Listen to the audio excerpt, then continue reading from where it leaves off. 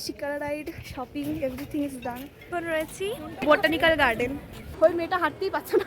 জায়গাটা I have to say mind blowing. আমার বাবা বলছে কি জানো তো, আমি যে প্যান্টটা পরেছি সেটা দেখে আমার বাবা কলেজে পড়ে যেত। বোটানিক্যাল গার্ডেন মোটামুটি ঘোরা হয়ে গেল। আমরা বোধহয় 100%-এর মধ্যে 10% যেতে পারিনি। এখন আমরা যাব Mughal garden. Hello guys, welcome to the third part of exploring ডাল লেক। তো আগের পার্টে তোমরা দেখেইছো যে আমি একটা জ্যাকেট কিনেছি ডাল লেকের এই ফ্লোটিং মার্কেটগুলোই থেকে। তারপর আরও আমরা মার্কেট এক্সপ্লোর করেছি। অবশ্য সেখান থেকে বেশি কিছু কেনা হয়নি, কারণ জিনিসপত্রগুলো খুবই কস্টলি ছিল। আর আমি একটা জিনিস জানো তো বারবার করে লক্ষ্য করেছি, আমরা যেমন এখানে সাইকেল বা বাইক ইউজ করি, ওখানে তেমনই সবাই নৌকা ইউজ করে, মানে যেটা শিকারা। সবাই ওটাতে করে স্কুলে যাচ্ছে, কাজে যাচ্ছে, জামা কাপড় কিনতে আসছে। এছাড়াও সবজি বাজার, ইভেন নৌকার উপরে সবজি বাজারও এদিক ওইদিক ঘুরে বেড়াচ্ছে। এইটা দেখে আমার খুব ভালো লাগলো। এটা আমি একটা নতুন বিশেষত্ব একটা জিনিস জানতে পারলাম ওখানকার ব্যাপারে। আর এখানে দেখো একটা হাঁস, ওই ঠান্ডার জলে এরকম অনেকগুলোই হাঁস ছিল। পরে আমি দেখলাম কিভাবে যে ফ্লোট করছে, সেটা মানে কি বলবো, আমাদেরই জলে হাত দিতে এতটা পরিমাণ ঠান্ডা লাগছিল। আর এখানে একটা পাখি, এই পাখিটা না খুব রেয়ার। আমি দেখে একটা ভাই বললো যে একটা ভিডিও করে না, একটা ক্লিপ তো থাকবে, তো আমি এটা ভিডিও করে নিয়েছি। হাওড়া লেখা, ওই দেখো। আমি ওখানকার ফ্লোটিং হোটেলগুলোর মধ্যে একটা নাম নিয়ে দেখলাম হাওড়া লেখা, যেটা তোমাদেরকেও দেখিয়ে দিচ্ছি। এটা কেন কিভাবে ওখানে গেল বা কে তৈরি করেছে আমি সত্যিই কিছু জানি না। Shikara ride, shopping, everything is done.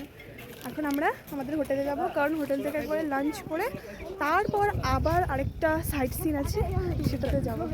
Shikara রাইডটা অনেকটা, মানে ডাল লেকে অনেকটা জায়গা জুড়ে শিকারা রাইডটা হয়েছে, আর খুব ভালো লেগেছে। আর আমার সবথেকে ভালো লেগেছে এটা। তো এখন বাস আমাদের জন্য দাঁড়িয়ে রয়েছে, আমরা সবার লাস্ট। এটা একটু কিনতে দেরি হয়ে গেছে, তাই তো চলো এখন হোটেলে যাব, তারপরে দেখি কি করা যায়। 2000 years later. এখন রয়েছি বোটানিক্যাল গার্ডেন। আমরা হোটেলে ফিরে তারপর ওই 1 ঘন্টা কি 1.5 ঘন্টা মতো রেস্ট নিয়ে তারপরে আবার বেরিয়ে পড়ি। আমরা অবশ্য সবার আগেই বেরিয়েছিলাম, সবার লাস্টে এসে। তাও ওদের কিছু সমস্যার জন্য আমরা একটু লেট হয়ে যাই। তো এখানে আমরা বোটানিক্যাল গার্ডেনে চলে এসেছি। বোটানিক্যাল গার্ডেনটা আমার কাছে একটা ইমোশন বলতে পারো। তো দেখি বোটানিক্যাল গার্ডেনে কী করা যায়। I am going to see it in reality. Botanical গার্ডেনে যাওয়ার আগে আমরা ভাবছি শ্রীনগরের ফেমাস টিউলিপ গার্ডেনটা ঘুরে দেখব, কিন্তু আমরা সেই গার্ডেনের ওখানে গিয়ে দেখি যে গার্ডেনটা বন্ধ। 25শে মার্চ নাগাদ খুলবে, তো 25-26শে মার্চ, কিন্তু আমরা গেছিলাম ওই 21শে মার্চ আই গেস। তো আমরা ওই বাইরে থেকেই যেটুকু উকি মেরে দেখেছি সেটুকুই। ওটা খুবই খারাপ লাগছিল যে টিউলিপ গার্ডেনটা দেখতে পারিনি, বাট যেটুকু দেখেছি খুব সুন্দর জিনিস দেখেছি। আরও অনেক জিনিস দেখেছি, তোমরা দেখতে বাকি আছো, তো সেটাও তোমাদেরকে আমি দেখাবো। এই বাইরে দিয়ে কোনো রকম একটু দেখে আমরা চলে গেছিলাম বোটানিক্যাল গার্ডেন ঘুরতে। আমরা টিউলিপ গার্ডেনে গেলাম। টিউলিপ গার্ডেনটা বন্ধ 25 তারিখ, মানে আর 5 দিন পর আছে 20 তারিখ খুলবে, but unfortunately we are not able to see, আমরা পাইনি দেখতে। তো এখানে আমরা যাব বোটানিক্যাল গার্ডেনে।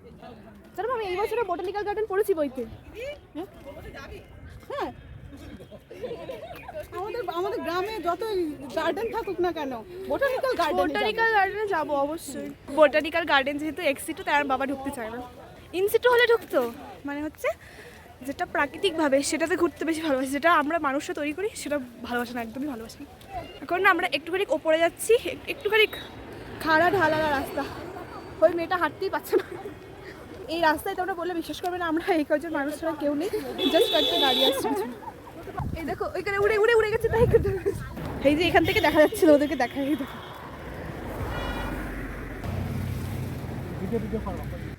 হাই হাই, মানে ব্লগ মানে এন্ডের দিকে এখন হাই বলছি। কাশ্মীরে আসলে যেটা সবচেয়ে বড় প্রবলেম হচ্ছে, আমি না কোনো ভিডিও পোস্ট করতে পারছি না। আশপাশ দিয়ে অনেকক্ষণ ঘোরার পর আমরা ঠিক করলাম যে না, বোটানিক্যাল গার্ডেনে যেহেতু এসেছি একবার, তো আমরা ঢুকবোই। সেই মতো আমরা আবার ফিরে আসছিলাম বোটানিক্যাল গার্ডেনে যাওয়ার জন্য। তো ওখান থেকে পার হেড 30 টাকা করে আমরা টিকিট কেটে মোটমাট 7 জন 210 টাকা দিয়ে ভেতরে চলে যাই, এবং খুব একটা আনন্দ করতে পারিনি সেখানে। ওই ভিডিওর একটুখানি জায়গা এক্সপ্লোর করতে পেরেছি, যেহেতু সময়টা আমাদের কাছে খুব কম ছিল।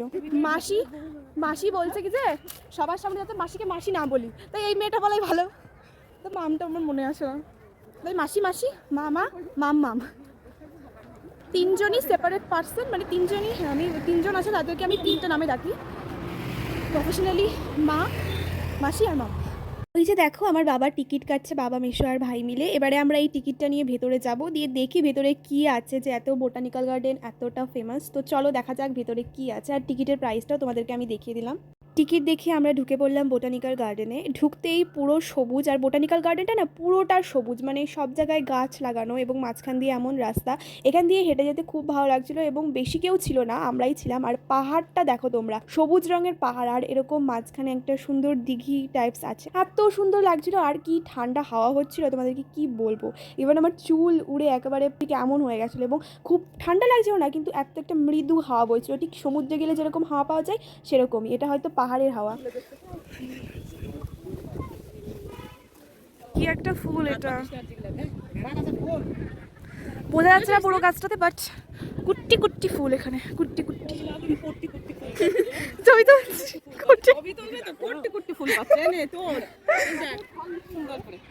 জায়গাটা I have to say mind blowing. চলো গিয়ে বসা যাক। বসলে পারে না, চুল উল্টো দিকে উঠবে। জানো তো, ভিডিও করতে করতে হট করে একটা গাছের দিকে তাকিয়ে দেখছি ওখানকার এরকম ট্রেডিশনাল একটা বানর ঝুলছে, বাদর হনুমান একটা গাছে ঝুলছে। তো পরেও সেই হনুমানটাকে আমরা সঙ্গে করে নিয়ে এসেছিলাম। ও এমনভাবে ঝুলছিল, সরি ইটস ওয়াজ জোকিং, আমার ভাই ঝুলছিল, ও এমনভাবে ঝুলছিল যে একদম পুরো বাদরের মতো লাগছিল ওকে দেখতে। বোটানিক্যাল গার্ডেন মোটামুটি ঘোরা হয়ে গেল, আমরা বোধহয় 100%-এর মধ্যে 10% যেতে পারিনি। মোটামুটি এই যে পিছনে একটা সুন্দর লেক আছে। এবারে আমরা বাড়ি যাবো, মানে বাড়ি যাবো না, এবার আরেকটা গার্ডেনে যাবো। বোটানিক্যাল গার্ডেন থেকে বেরিয়ে আমাদের গাড়িতে করে আরও একটা সাইট সিন করতে নিয়ে যায়, যেটা হচ্ছে মুঘল গার্ডেন। তো সামনে যে বাগানটা দেখছো না, ওটাই হচ্ছে মেন মুঘল গার্ডেন। গাড়িটা যেহেতু পার্কিং করবে সেই জন্য ওটার সামনে দিয়ে আমাদের পার্কিং এরিয়াতে নিয়ে গিয়ে সেখান থেকে গাড়ি থেকে নামিয়ে দিয়েছিল। সেখান থেকে আমরা এসেছিলাম এখানে ঘুরতে। এখন আমরা যাব মুঘল গার্ডেন। প্রত্যেকটা এরকম আর্টিফিশিয়ালি গার্ডেনগুলোতে আমাদেরকে টিকিট কেটে ঢুকতে হচ্ছিলো, আর এখানে টিকিটের প্রাইস ওই 30 টাকা মতো। আমরা আবার 7 জনের টিকিট কেটে নিয়েছিলাম। আর এই যে ভেতরের ভিউটাও খুব সুন্দর ছিল। এবারে যতগুলো টাকা আমরা টিকিট কেটেছি না, একদম ফুল ওয়ার্থ ইট। এত সুন্দর ঘুরেছি এবং ঠান্ডা আবহাওয়ায় ঘুরতে যেন বেশি মজা লাগে। আর প্রচণ্ড পরিমাণে ভিডিও করেছি, ফটো তুলেছি। ইভেন ওখানকার আমি কতগুলো গাছ দেখলাম, কিন্তু দুর্ভাগ্যবশত গাছগুলোর একটাও ভিডিও করিনি আমি। আমার বাবা আমার বোনের জন্য 1 প্লেট মোমো কিনে দিয়েছে। ইট কস্টেড অ্যারাউন্ড 80 পার প্লেট। একটাই প্লেট নিয়েছিলাম আমরা দুজন মিলে, এবং সবাই মিলে ভাগ করে খেয়েছি। ভালো স্যার, ছোট একটা খাবে না মোমো, খাবি না? না, ও আবার মোমো খেতে ভালোবাসে। একটা করে সমস্যা না। কোনো রকম ঘোরা হয়ে গেছে, এবারে বাড়ি যাবো মানে শ্রীনগরে হোটেলে যাবো। ভালো লাগছে না, আর ভালো লাগছে না, নিতে পারছি না। কাশ্মীরে যেহেতু অনেক সোলজার্স আছে, সেই জন্য প্রত্যেকটা সোলজারকে যখন আমার ভাই দেখছিল, নয় হ্যান্ডশেক করছিল, নয় স্যালুট করছিল, দেখো তোমরা। আর আমি একটা অবশ্য ভিডিও এবং আরেকটা ভিডিওতে তোমাদের সাথে শেয়ার করেছি সেটা। আর ওর এটা করতে ও খুব ভালোবাসে এবং মজা পায়। করে লেখা আছে #ডলেক। এখানে মাসি ফটোশ্যুট করছে। আমাদের কার যেখানে পার্কিং করা ছিল সেখানে এত সুন্দর করে লেখা ছিল #ডার্লিক। তো ওখানে গিয়ে আমরা ফটোশ্যুট করে নিই। এবারে আমাদের হোটেলে, মানে শ্রীনগরে আমাদের হোটেলে ফেরার পালা। তো ব্লগটা আমি এখানেই এন্ড করছি। ভালো লাগলে অবশ্যই লাইক, শেয়ার অ্যান্ড সাবস্ক্রাইব করে দেবে। Thank you for watching the video. এটাই হচ্ছে ডাল লেকের লাস্ট পার্ট। এবার থেকে তোমরা দেখতে পাবে নেক্সট ভিডিও সোনমার্গের ট্রাভেল ব্লগ।